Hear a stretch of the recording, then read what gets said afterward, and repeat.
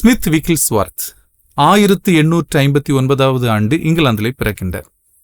அவர் தன்னுடைய ஏழ்மை நிமித்தமாக பள்ளிக்கூடம் சென்று பயிலும் வாய்ப்பினை இழக்கின்றார். 13 வயதினிலே ஃப்ராட்போர்ட் என்கின்ற இடத்திற்கு குடியேறுகின்றார். அங்கு அவர் ஆலயத்துக்கு செல்லுகிற வழக்கமுடையவராக இருந்தார். அவருக்கு எழுத படிக்க தெரியாமல் இருந்தாலும் வேதாகமம் ஒன்றை தன்னுடைய கரத்திலே வைத்திருப்பார். அதை எடுத்துக்கொண்டுதான் ஆலயத்துக்கு செல்லுவார். இவருக்கு வாசிக்க தெரியாது என்று சிலருக்கு தெரியும். அவர்கள் இவரை கிண்டலும் கேலியும் செய்வார்கள். ஆனாலும் அவர் அதை ஒரு பொருட்டாக எடுத்துக்கொள்வது இல்லை. நாட்கள் உருண்டோடியது. திருமணமாகின்றது. மனைவி இவருக்கு வாசிக்க கற்றுத்தருகிறார். திருமறை மூலமாகத்தான் அவர் வாசிக்க கற்றுக்கொள்ளுகின்றார்.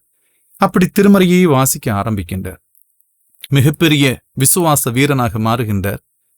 அநேக வியாதியஸ்தர்கள், பலவீனப்பட்டவர்கள் எல்லாம் ஆரோக்கியம் பெறுவதற்கு அவருடைய ஊழியம் வாய்ப்பாகின்றது. ஒரு விஷயம், அவர் ஸ்வீடனிலே ஒரு ரயிலிலே அவர் பயணம் செய்து கொண்டிருக்கும் பொழுது இவருடைய இருக்கைக்கு முன்பாக ஒரு தாயும் மகளும் அமர்ந்திருந்தார்கள். மகள் சோர்ந்து போய் திடீரென்று ஏற்பட்ட பலவீனத்தினால் அவர் மிகுந்த சோர்வோடு தாயினுடைய தோளின் மீது சாய்ந்திருந்தார். அந்த இடத்திலே அவர் ஜெபிக்க அந்த பெண்மணி ஆரோக்கியம் பெற்றாள் என்று அவரை குறித்த வரலாற்று குறிப்பு கூறுகின்றது.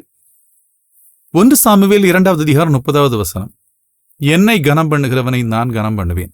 ஸ்மித் விக்கில்ஸ்வர்த் கல்வி அறிவு இல்லாமல் இருந்தாலும், வாசிக்க தெரியாமல் இருந்தாலும், ஆண்டுடைய வேதத்தை நான் சுமப்பேன் என்று தன்னோடு சுமந்ததினால் நாட்கள் சென்ற வேளையிலே இறுதி வரையிலேயும் திருமறையை தவிர வேறொன்றும் வாசிக்காத ஒரே நபர் என்கின்ற ஒரு மாபெரும் அங்கீகாரத்தை பெற்ற அற்புதமான விசுவாச அப்போஸ்தலன் என்று குறிப்பிடுகிற அளவிற்கு அவர் மாபெரும் மனிதராக விளங்கினார். ஆகவே ஆண்டவருடைய வேதத்தை கனம் பண்ணுங்கள், ஆண்டவர் உங்களை கனம் பண்ணுவார்.